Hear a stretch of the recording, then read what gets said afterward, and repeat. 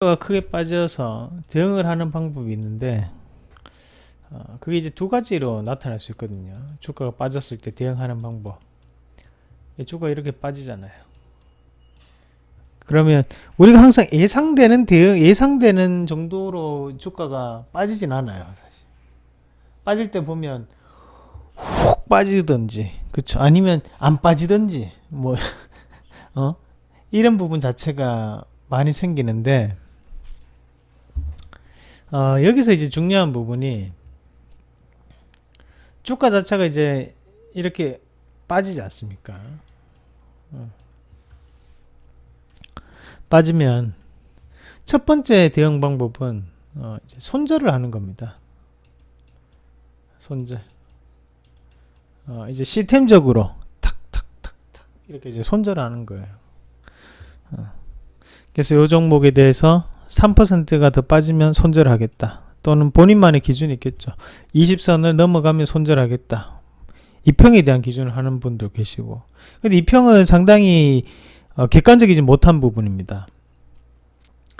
본인이 정해져 있는 기준을 가지고 내동적인 손절이 아니라 정해져 있는 기준으로 손절을 해줘야 됩니다. 우리가 이런 것을 기관이나 아니 외국인들 입장에서 보면 이제 시스템 매매가 되는 거예요. 시스템 매매. 기계적으로 스탑로스가 걸리는 거죠. 여기서 더 빠지게 되면 손절이 탁탁탁탁탁탁 이렇게 나가는 겁니다. 자, 그러면 이런 부분이 있는데 이게 과연 사람이 가능할까? 사람이 가능할까? 이게 쉽지 않아요. 이게 쉽지 않습니다. 이게 쉽지 않다는 거예요. 미련이라는 것을 항상 남기는 게 또 주식이거든요. 주식을 살 때 항상 오른다는 생각도 하지만 다른 한편으로는 빠진다는 생각도 해줘야 되는데 우리가 살 때부터 안 좋은 생각을 하면서 사는 사람이 정말 드물어요. 대부분이 좋은 생각을 하면서요. 우리가 물건 살 때 심리가 똑같은 거예요. 소비 심리잖아요. 소비 심리. 자, 오늘 만약에 주부라고 합시다. 주부님들이 오늘 만약에 가방을 한 개 사러 갔어요. 딱 보니까 뭐 샤넬이 좀 비싸고 그래서 엔간한 거 한데 이제 구찌 가방을 한 개 사러 갔어. 구찌 가방. 뭐 들고 다니는 거 보니까 뭐 신상이래. 마음에 들었어. 그 가격 보니까 싸지도 않아. 460만 정도 한다 진짜. 비싸죠. 오씨. 조금 더 싼 거를 고르다가 이제 가방 좀 작은 거에서 한 280만짜리 골랐어. 비싸죠. 이거를 남편이 사줄 때 하고 남편이 돈을 내면서 살 때 하고 내가 돈을 직접 내면서 살 때 하고 기분이 다릅니다.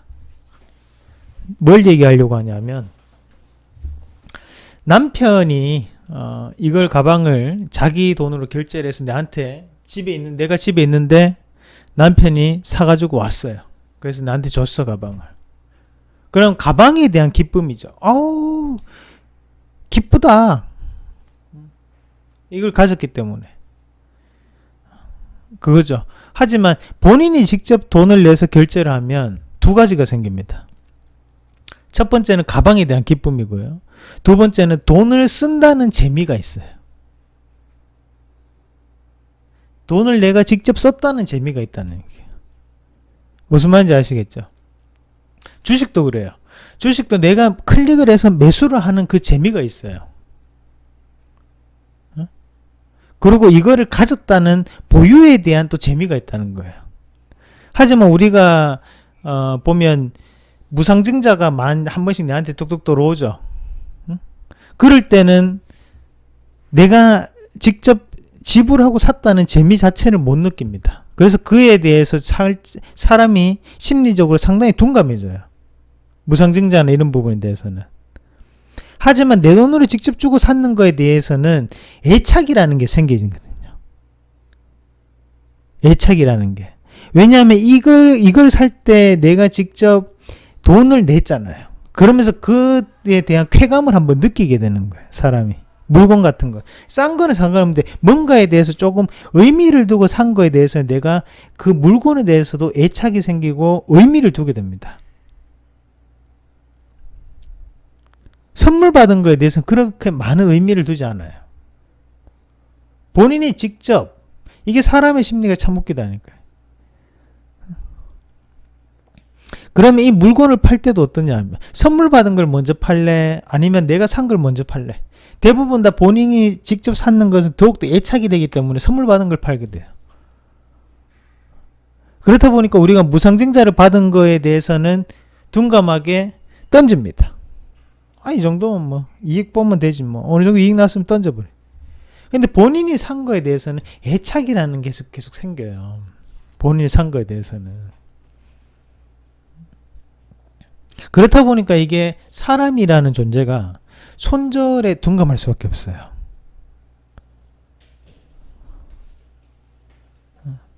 손절에 둔감할 수밖에 없어. 자, 그러면 이제 두 번째는 뭐냐면 빠져서 대응하는 방법 중에 두 번째가 이거는 존버입니다. 존버.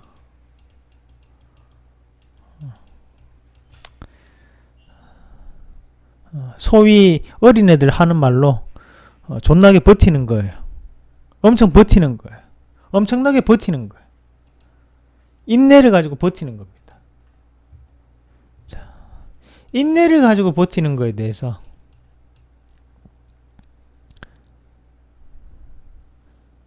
여기에서도 또 여러 가지 방향이 있어요.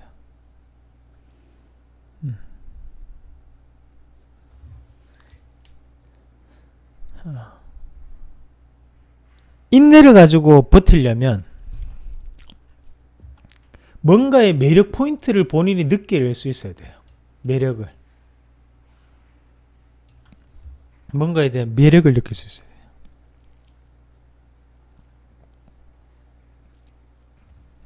우리가 SM이라는 기업을 한번 예를 들어 봅시다. SM이라는 기업이 700원대부터 5만 얼마까지 지금 보면 가격이 지금 가격 SM이 46,000원인데 저거를 700원대부터 옛날부터 계속적으로 들고 계신 분들도 전에 나왔죠. TV에. 물론 빠질 때도 있었을 거예요. 그런데 어떻게 버텼느냐? 수익 났기 때문에 버텼다? 아니라는 거죠. 어떻게 버텼느냐? 매력을 찾았다는 거예요. 이것만의 매력이 있었다는 얘기예요. 이 주식만의 매력 포인트가 분명히 존재를 해줘야 됩니다. 그래서 우리가 살 때 항상 그 투자 포인트 자체를 항상 뭔가에 대해서 확실한 투자 포인트를 한 개를 가지고 있어줘야 돼요. 그게 차트 말고 다른 곳에서의 매력이 있어줘야 됩니다. 차트는 안 돼요. 왜냐하면 차트는 무너질 수 있기 때문에 차트 말고 또 다른 부분에서의 매력 포인트가 있어줘야 돼요. 그 포인트를 정확하게 잡아야 되는 거예요. 그 매력 포인트를 느끼면 빠지면 안 팔아듭니다. 그리고 안 팝니다. 팔려고 해도. 항상 이런 그것은 이제 장기 투자를 할 때 이 기업만의 그 매력 포인트를 알아야 됩니다. 하지만 장기 투자라는 것, 그리고 이렇게 크게 급락을 하게 되면 그 매력 포인트 자체도 상당히 매력이 떨어져 보이거든요.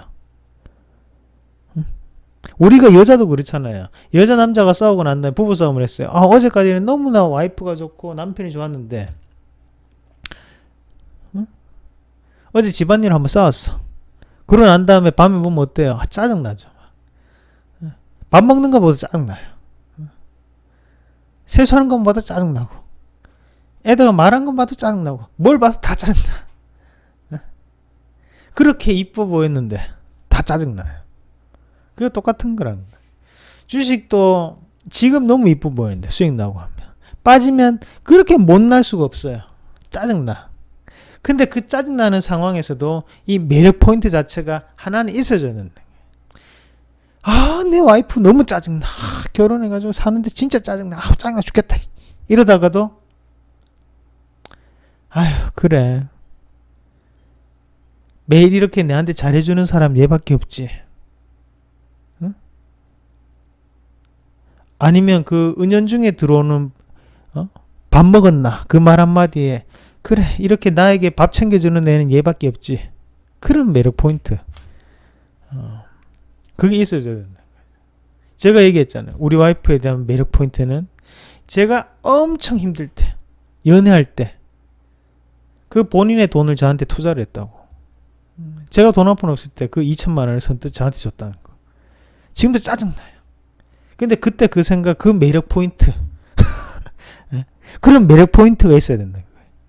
주식도 마찬가지예요. 그런 매력 포인트 한 개 있어줘야 돼요. 그럼 오늘 시장에서도 마찬가지. 신라젠의 매력 포인트는 뭐냐? 신라젠의 매력 포인트는 팩사백이라는 거. 이것만 되면 된다. 이것만 되면. HLB는 마찬가지야. 이것만 되면 된다. 이것만 되면 된다. 셀트리온이 왜 그만큼의 오랫동안 역경과 고난을 뚫고 공매도를 뚫고 지금 올라올 수 있었냐? 딱 한마디로 정리가 되죠. 셀트리온이 뭐예요? 세 글자입니다. 램시마. 램시마. 6글자로 늘어서 얘기하면 바이오 시밀러. 이 한마디로 정의가 되는 거예요. 그게 있었기 때문에 역근과 고난을 뚫고 지금까지 그래도 들고 끝까지 이 매력 포인트를 보고 가는 거예요. 주식은 그런 거라는 거죠. 그럼 SM이 그렇게 올라올 수 있었던 가장 큰 이유는 뭐였냐? SM이 이렇게 올라올 수 있었던 게 SM이 연기자로 대성했나요? 아니죠. 가수라는 말이에요. 근데 그 가수 중에서도 누구? 보아라는 거. 보아. 보아가 이 회사에 대해서 엄청나게 정말 그 엔화가 엔고 현상을 보일 때 달러 대비 70엔, 75엔 할 때 그때 떼돈을 벌어 왔던 게 보아였어요. 그러니까 보아를 사회이사 자리에도 한번 앉혀주고 한 거잖아요. H.O.T. 소녀시대. 그 사람들의 땀이 여기에 다 녹아 있는 거예요. 그러니까 지금도 마찬가지죠. 왜 우리가 이런 엔터주에서 BTS에 대해서 열광을 하는지 그 매력 포인트를 한 개를 보고 계속 이제 그 매력 포인트를 가지고 보는 거예요.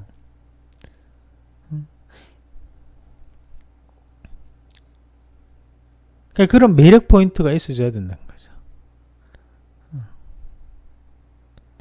그 매력 포인트를 정확하게 찝어야 된다는 거예요. 그래서 그 두 가지로 나뉩니다. 보면 하락을 했을 때 사실 사람이라는 것이 기계적인 매매가 불가능하면 어쩔 수 없이 장기 투자가 되게 되는데 장기 투자를 하더라도 살아남는 종목군들은 그리고 내 포트에서 제외되지 않는 종목군은 누가 뭐래도 나는 이 기업에 대한 매력 포인트를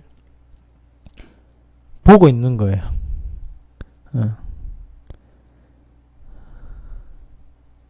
그러니까 주식만큼 사실 객관적인 부분도 없고 또 주식만큼 주관적인 부분도 없어요. 참 그래서 주식이 어려운 거죠. 그러니까 뭔가에 대해서 우리가 차트는 당연히 알아야 되는 거고 거기에 대해서 업황의 변화라든지 글로벌 경제 상황이라든지 복잡하게 생각하면 할수록 엄청나게 복잡한 게 또 주식이고요. 단순하게 보려면 또 단순하게 엄청나게 단순하게 볼 수 있는 것도 주식입니다. 하지만 거기에 대해서 우리만의 기준 이불변 응만변이라고 해요. 그 기준 자체는 꼭 한계를 마련하고 있어야 됩니다.